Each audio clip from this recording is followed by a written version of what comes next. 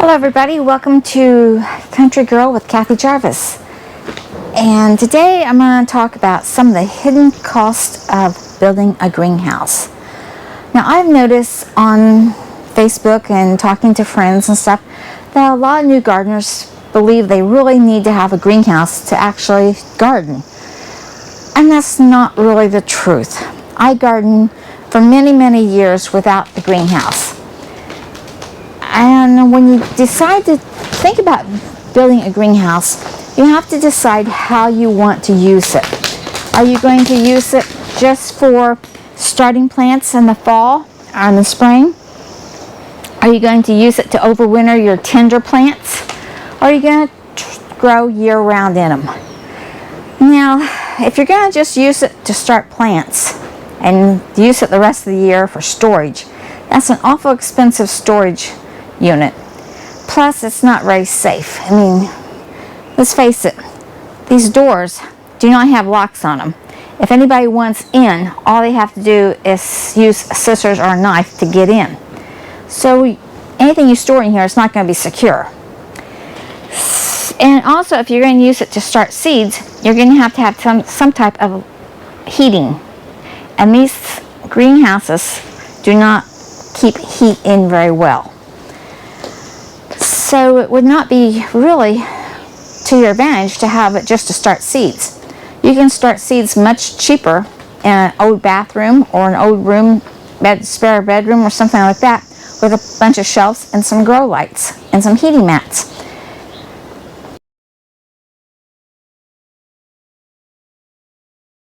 So you got to kind of decide what you're going to do. If you're going to use it to overwinter tender plants, again, you're going to have some type of heat. So if you're going to grow year-round, you can do that with very little heat. The only time you'll really need heat is when it's a snowstorm or an ice storm, and that's mainly to protect your greenhouse itself. So you have to think, why do I want a greenhouse? And then next you have to think about what kind of greenhouse do you want. Some people call the type I'm in right now a hoop house or a high tunnel. But the website that I got this from refers to them as greenhouses. So I'm calling it a greenhouse. From what I can figure out, if you don't put ends on them and you just have the top across, it's more of a high tunnel. But when you put the ends to them and put the doors in them and enclose them more, then you have a greenhouse. So that brings us to our first hidden expense, or not hidden expense. Our first expense is the actual loop itself, the top cover that goes over to make the high tunnel.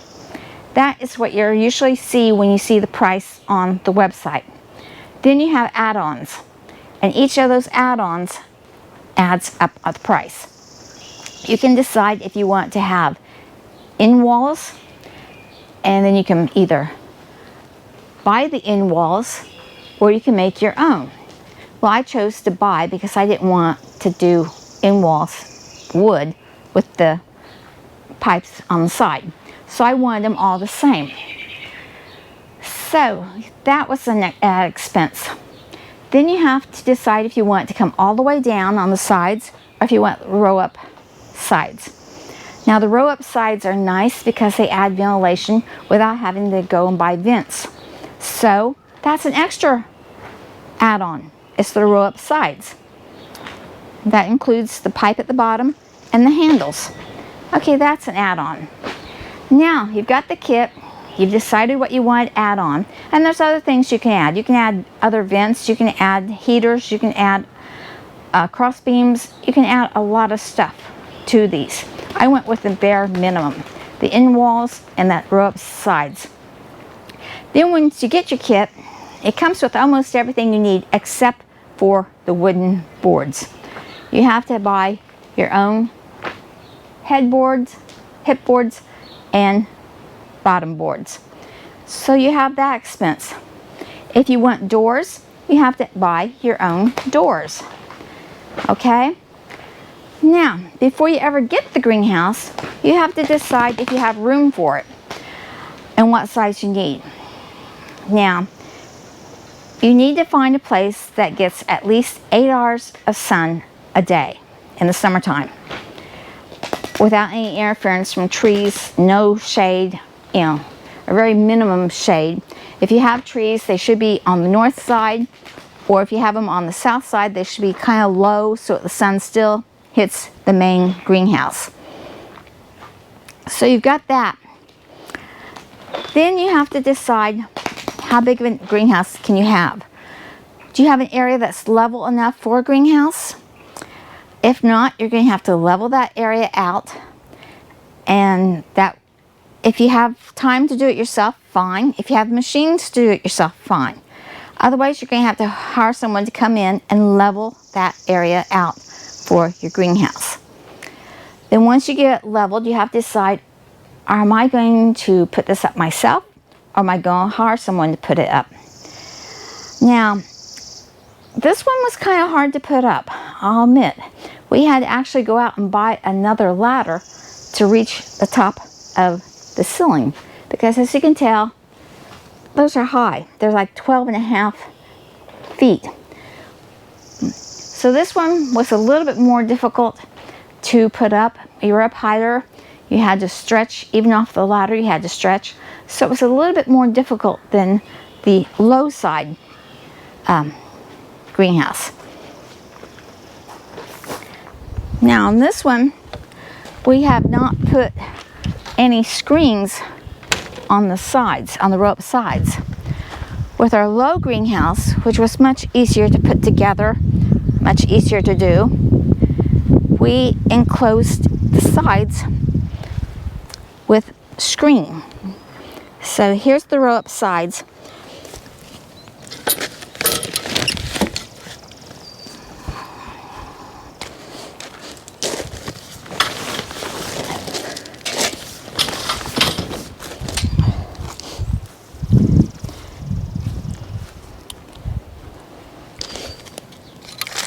Okay, here's the row up sides and how they work. We just roll them up and they allow ventilation to come through. And you have these hoops here that you put to secure the sides up. Now you notice that we did put screening on this to keep the animals out. That's another added expense that isn't included in your original kit. And like I said, you don't have to do it, but this is my lettuce and my in-ground vegetables that I wanted to keep the cats away from and the other wild animals away from. So I opted to put the screen on here. Now, you've got the greenhouse up and you're ready to work on the interior. So you've got to decide what you're going to do. What kind of interior you're going to put in here. Now, you can either go in-ground beds, okay, or you can go with the raised beds. Now with this greenhouse, with the lettuces and the beets and spinach and peas, I decided to go with in-ground beds, and then over here on the sides, I put my peppers in the ground.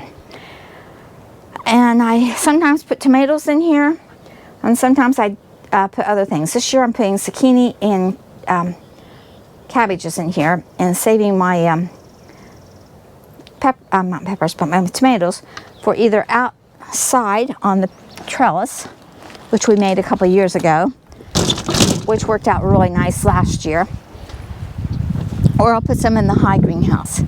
Now another option for flooring and for doing your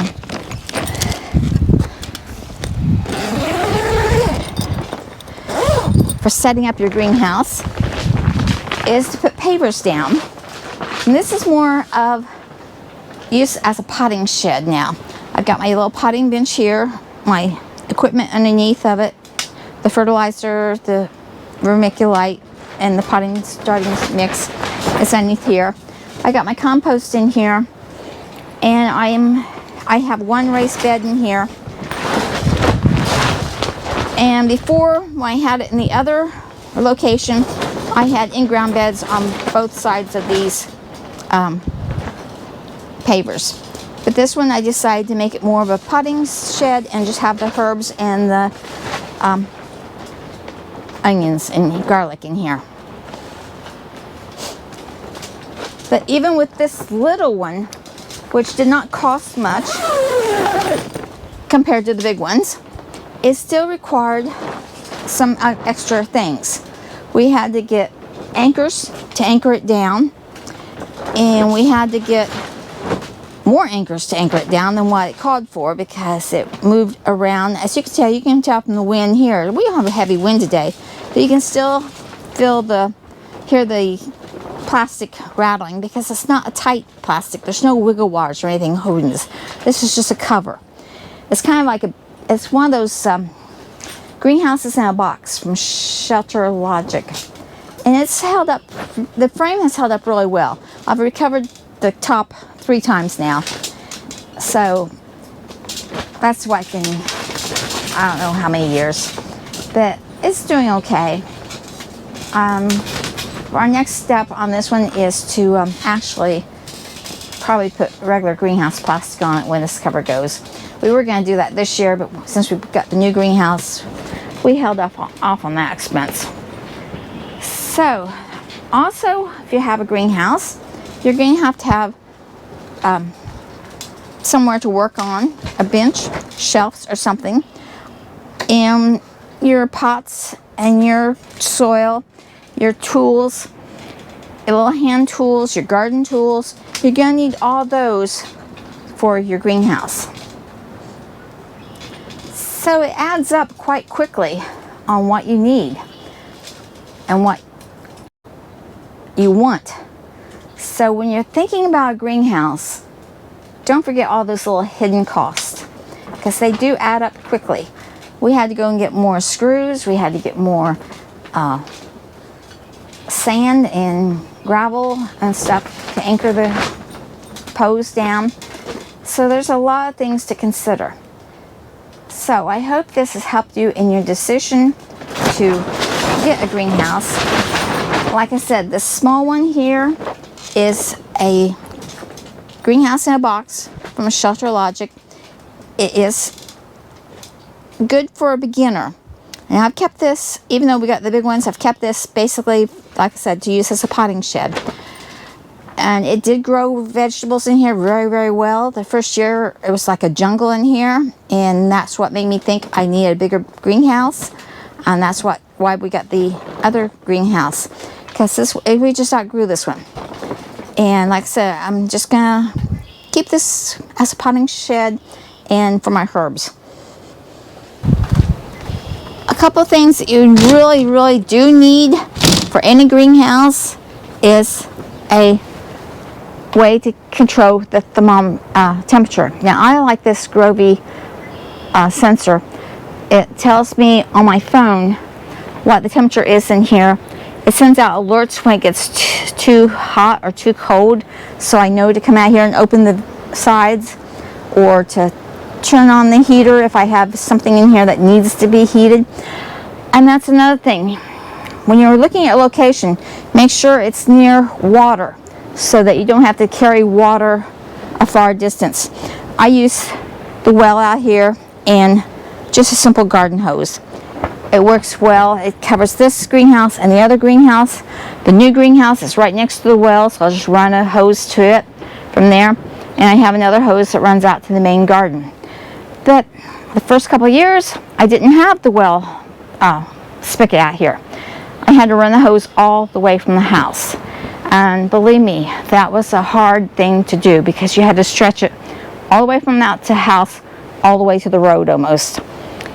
And those hoses get heavy. So make sure you have it near water. If you want lights, you're either going to have electricity or you're going to have to go with solar lights. Now, I decided to go with solar lights because we're not out here that often at nighttime, and these come on for a while, and they're good if you have to come out here, right at dusk time. Once it gets past 10 o'clock, you're not going to be working out here, especially in the wintertime. Now, why did I decide to go to the greenhouse since I said I was working with the garden outside for all those years? Mainly because I wanted to keep the cats out of my lettuce, out of my onions, and out of the things that grow into the dirt. I didn't want to be working with cat stuff. So that's the one reason I got the greenhouse. Another reason I got the greenhouse is weather. I'm not a cold weather person. I like warm weather. So even in the wintertime, if I'm working out here, it's nice and warm because of the sun. And I enjoy working in the warmer temperatures instead of outside. Another thing is, as I'm getting older, I prefer raised beds. They're easier to work with, and I don't have to till, I don't have to dig. There's very few weeds that get in here, especially with this one with the sides, screens on the side. So I don't have many weeds. I don't have that much of a pest problem in here, and it's easier to control. I mean, if I have to use anything in here, one application is done. Out in the garden, you may have to do an application to get rid of the bugs because they just keep coming in. So that's less bugs, less weeds, less bending and crawling down the ground. I mean, yeah, they're still down there, but I don't have to bend over as much. So I enjoy that, and that's the reason that we got the greenhouse. Do I do starts out here? No. I still do my starts in the house, in the grow room, because I don't want to heat this in April just to bring on tomatoes and stuff. I can start my cool weather crops out here, no problem. But the tomatoes and peppers, they still have to be started inside. So, that's the reason why I got the greenhouse. Reason I got the tall greenhouse is because I want to be able to grow the taller things in there. Last year I tried some tomatoes last couple years I've tried tomatoes in the low greenhouse, and the trellis either failed or they went to the ceiling and just became overwhelming. So here, if I put in this tall greenhouse, high side greenhouse, I can grow things like corn, I can grow okra, I can grow my po beans, I can grow cucumbers, I can grow tomatoes in here if I want, and I can grow anything that goes vertical. I can grow in here because it's got like a 12-foot ceiling there. I can run string down from those pipes up there, or I can put trellises in here. So that's another thing. I've got this one ready to start working on the inside. We already have the shelves. These are shelves that were in the small greenhouse because this was the back end of the small greenhouse, and that's how come I got all the irises yet. Those were part of the landscaping for the small greenhouse. So I'm going to have to take those out and move them. The shelves are going to stay. I'm going to use those to start plants and to keep the plants that are going to be going into the ground to harden off. Those go there once they get out of the potting shed. And next thing I'm going to do is we're going to have to level this out and add some more soil to it just to level it out. And then we've got to decide if we're going to put sand down or if I'm going to put pavers down or what I'm going to put in between the raised beds. But this is all going to be raised beds. So I had that added expense. Plus you have the soil that goes into those raised beds. That's one thing I learned a long time ago when I first made my very first raised bed garden, was that the quality of the soil is the most important thing. If you have bad soil, you're going to have bad crops, and you're going to be fighting that until you change out the soil. So that's going to be an expense also. Then you got your fertilizer and any pest control spray that you might need. You're going to have all that for the greenhouse also. So, hope you learned something. I hope this helps you make the final decision as to whether you want a greenhouse or not. I got my low side and my high side from Grower Solution. Very nice company to work with. They are on the ball. This one had, when it arrived, one of the bows above here was damaged. I called him up, talked to him, and took a picture of it and showed it to them, and they sent a replacement within 24 hours. So they're quick, they're on the job, and they know what they're doing. They're the ones that suggested the screening for between the walls, because I told them I didn't want to keep my cats out of there. That's what they suggested. So they're helpful as far as what you need. Just tell them your situation. Like when I ordered this one, the very first thing he asked was what part of the country I lived in, so he could see whether this would be a good match for this area because of the snow load and stuff. So they're really good at their job, and they're very helpful. So I highly recommend them. Just remember, there are going to be hidden costs that you have to think about once you do buy the greenhouse. You know, just don't think that, hey, that bottom line, even with my add-ons, that's it. Nope, it's not. You got side boards, you got the doors, you got everything that goes inside. So spend your money wisely, budget, and remember those so-called cheap little trays that you buy at Walmart or Home Depot or any of the big box stores. They are good enough to start out with. You don't need anything else. They'll last. I've got some that I have had for at least 3 years. Just clean them up, put them in some soapy water, put them in some bleach water, clean them up after you're done with them, and reuse them the next year. They will work. So you don't have to go out and buy all this fancy stuff at the beginning. You know, just make sure that you put your money in the stuff that you really need.